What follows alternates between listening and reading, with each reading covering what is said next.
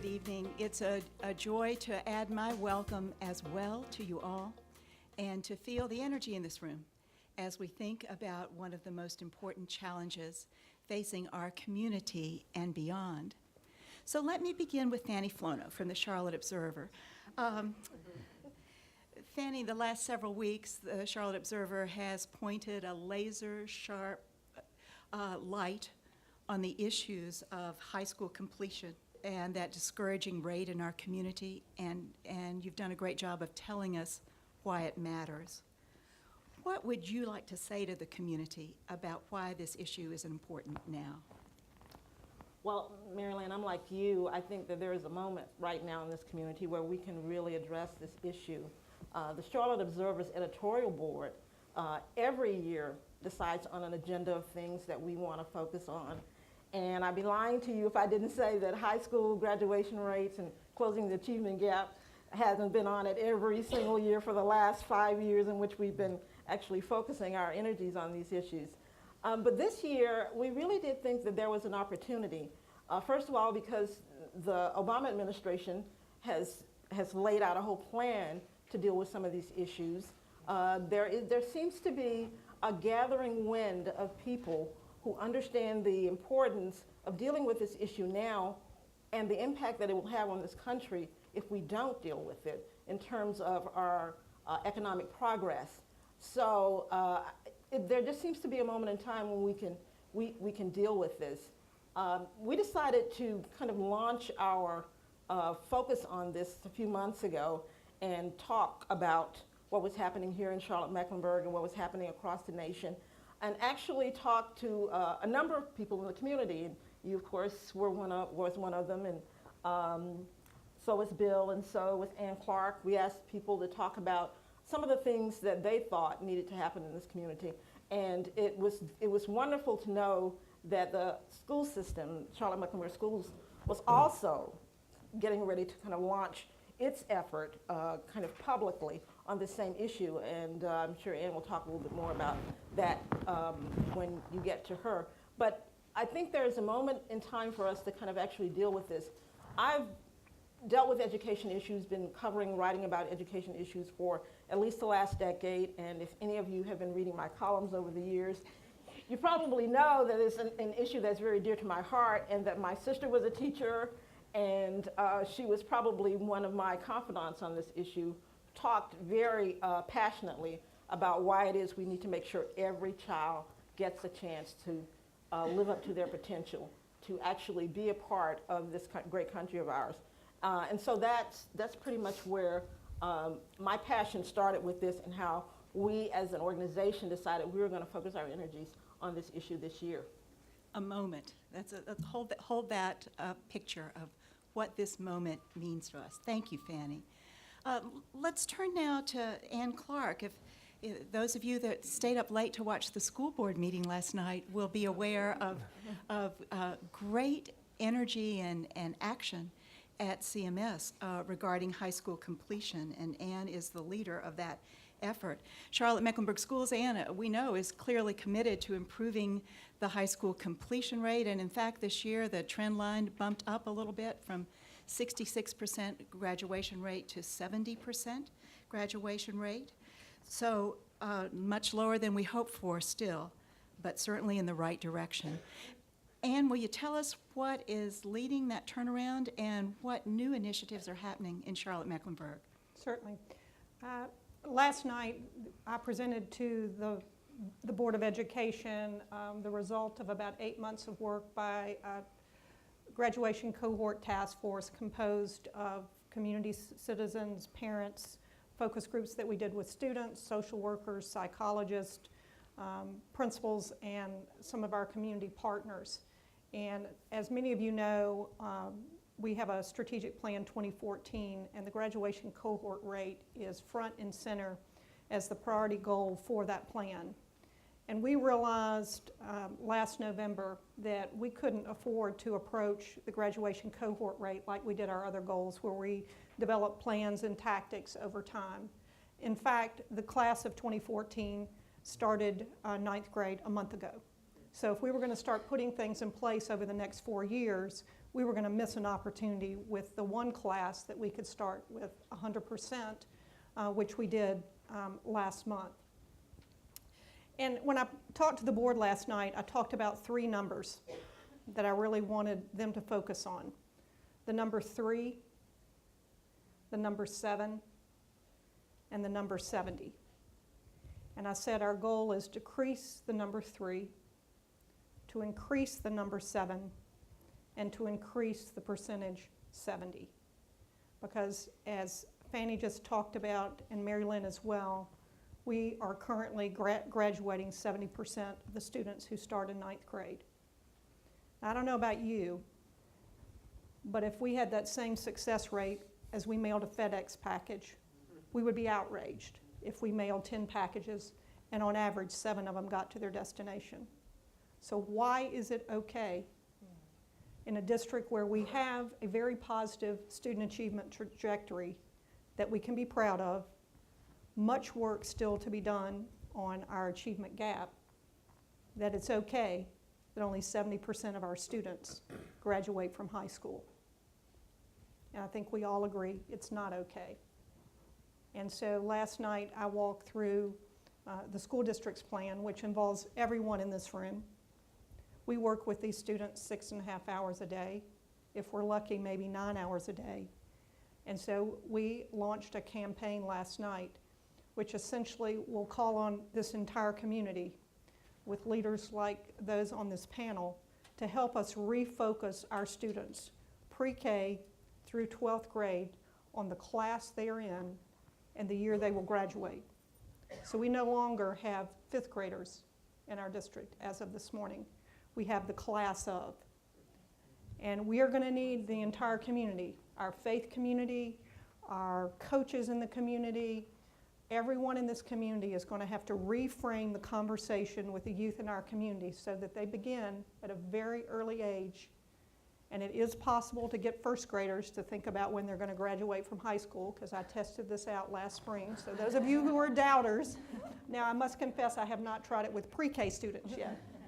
But I think when there's a will, there's a way. But my point is, we've got to reframe the conversation and the focus and get our youth to begin thinking about being a part of a cohort that is going to arrive at a destination. And although our goal in the strategic plan is 90%, I don't feel particularly good, and I imagine you don't either, thinking about that 1 kid out of 10 that's not going to graduate. But we've set a target of 90% or higher by the year 2014.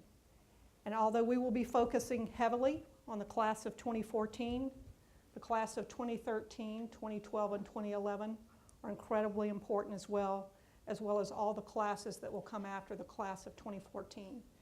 And we have wonderful partnerships with many organizations represented in this room and beyond, and we will be soliciting their support to make this happen. And will the materials you presented to the board be available to the public? Yes, we are working to get the document up online. I did bring a copy, and if you do go to our website, make sure you load your printer. This document represents work from a variety of different organizations and people, and we're working to get it in a format where we can get PowerPoints and other things online. But we do have copies available, but hope to have it up on our website by Friday. That's our goal. Terrific, thank you. Let me turn now to Mayor Fox. A few days ago, Charlotte's largest philanthropic groups announced that they've joined forces in a new group called the CMS Investment Study Group to help Charlotte-Mecklenburg schools solve the achievement gap and, by implication, improve the high school completion rate. And you're a member of that important group. What do you hope will emerge from this combined community effort? Well, first of all, I want to thank both the Charlotte Observer for its focus on closing the achievement gap and the great work that's being done at the Charlotte-Mecklenburg schools on that very issue as well.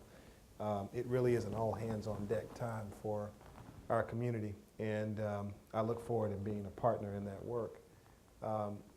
What I hope comes out of this task force is that we break some glass that has to be broken to get our kids at a level where we can get to a 100% graduation rate.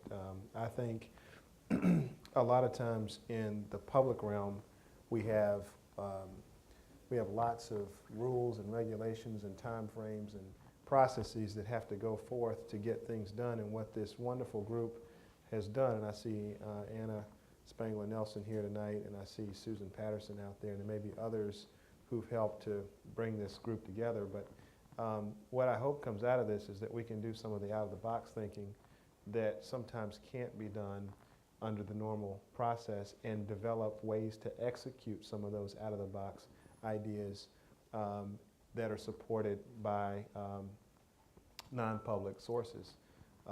So I think we can get there. I mean, I'm talking about, you know, you go to a KIPP school in this community, we've got one, and you walk into the room and those kids are looking you right in the eye. They know that because they're being taught that. They spend more time in the classroom on a daily basis. They're working on Saturdays and like on their classwork, and there's even a portion of it that goes more into the summer than regular public schools. And you know, we're dealing in an environment that's highly regulated on multiple levels, and so that's why some of those solutions can't and haven't been done in the past. But again, I think this is an opportunity to say what will really work. If we really want to get to the end result of 100% graduation rate or whatever goal we set, how are you going to do that? And once we know the answers to that, we've got a great group of people who want to get behind it, and we'll do whatever's necessary to get it done. Thank you for that word of hope and for that coming together around important ideas and new ways of thinking. Bill Anderson, as Executive Director of Communities and Schools, you're on the front lines of working with young people that may experience some challenges in school completion. You have a history of helping young people stay in school. What are the lessons that Communities and Schools has learned about what works and what we ought to scale up? Well, I appreciate the opportunity to be here today, and while you say I'm on the front line, I am on the front line, but the people who are really on the front line are some of my site coordinators who I see who are here. Mm-hmm. And what it really takes at the end of the day is a significant adult making a difference in the life of a student. I think it's really important for our community to understand that the playing field's not level. Mayor Fox and I were in a church service on Sunday together, and one of my former students, Jason Burgess, who now sits on the city council, came up to me. I used to be his soccer coach. He said, "Coach, tell me what's really going on in the schools." And I paused for a minute, and Anthony was right next to us, and I said, "Well, I got to tell you that when you and Anthony went to high school, it was a very different place than it is today. Back in the 80s, West Charlotte and Myers Park High School were neck and neck in academic achievement, in sports, in a number of different ways that we measure schools." We were better. We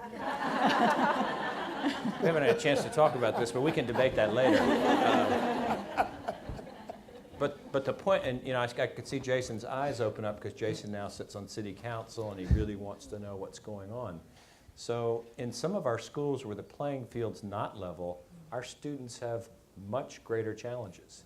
It is more difficult for principals in schools that have very high percentages of their students who live in poverty, who have very high percentages of their parents who don't really know how to advocate for their children. It's more difficult, and it needs more resources, hence our name, Communities in Schools. We try to bring resources from the communities into the schools to support these students, to give these students hope, but at the same time, help teach them how to advocate for themselves. So a long answer, it's really about people. It's about individuals who connect with kids and make a difference. Yeah. Policy plus relationships is how our conversation is evolving. To Jennifer Roberts, have you noticed these are difficult economic times? I just thought I'd bring that to your attention. And we have a county budget with very little flexibility. The county is responsible as a major funder for Charlotte-Mecklenburg schools, as well as for the human services infrastructure that supports children and families that interface with our schools. So what are your thoughts about what elected bodies, such as the County Commission, can do, even when times are tough. Sure, and I'd like to also just take a minute to thank the folks in the audience who I know are on the front line every day, helping support policies and programs that work. So thank you all, and thank you all for having us tonight. I think that, one of the things that's so compelling from the county perspective for focusing on the dropout rate is that we see the result when the kids do not complete high school. We see the result in homelessness. We see the result in people getting in and out of the criminal justice system. We see the result in mental health issues, addiction, et cetera. And that's where it starts. By the way, I have a 2014 and a 2017. So, Ann, it must be working because my kids came home saying these numbers, so they're looking to graduate. But I think in tough times, what you've heard is that we have to rely on partnerships. And one of the things that I'm proud to say is that pretty much every year that I've been on the board, we have raised the funding we give to the schools over the manager's recommendation. And part of the reason that we're in a financial crunch is that we have prioritized education above some other things. And that because of school construction and other things, we're in bind. But we are absolutely working with our partners. And we, from a county perspective, are seeing how the whole picture plays in, how the health of the child, how the family relationships, is there a single parent, is there transportation, all the things that the county can help provide, mental health services, counseling, so much that's going on in our families, especially in a time of economic stress. And we see them in our lines trying to access state and federal programs just to put food on their tables. So we know how important all those services are to connect. We know, Bill mentioned the workers on the front line who know how important that adult is. I'm volunteering in one of the communities and schools, and I see this as well. We know how important and how much those kids struggle to just be in the same place. Many of them are homeless. We have almost 3,000 homeless students in our schools. And how can you do homework if you don't have your books at a home, that you're traveling, you're going from relative to relative, trying to survive? So what the county can do is partner. We can provide those wraparound services. We can support good programs we know work. And what I really love to see is our partners in the community knowing that they have to collaborate, that we have to be speaking the same language, we have to have that same goal to be able to make that progress together. Thank you, Jennifer, and thank you all. I suspect you've heard, as I have, dreams and hopes and really good ideas, good practices that are developing or have been developed in our community. An open question to the panel. What does this community need to do to connect these good practices and to scale them up to reach as many people as need us? Your thoughts about that? Certainly from the school system's perspective, we recommended last night to the Board of Education that we expand our partnership with communities and schools. Bill was not too forthcoming with you about the data that comes from communities and schools in terms of their success rate with students around promotion to the next grade, their attendance, as well as their grades. They're all numbers in the 90s and many in the high 90s. And that's the kind of partnership we need, and they're touching 100 students with every one of their site coordinators. So we have mapped out a plan to expand communities and schools as we have the financial resources to do so, to make sure that our 10 high schools with the lowest graduation cohort rate have middle school and elementary programs in place that feed that high school, so that we're putting in place that safety net early and staying with those kids until they graduate. We know that the 9th grade is the make it or break it year. I looked at our promotion rates, kindergarten through 12th grade. They're 1% and 2% of the class until you get to 9th grade. And then that number's up at 16%. 16% of our 9th graders are not making it to 10th grade. Now, how excited would anybody in this room be to be 18 and in a ninth grade homeroom.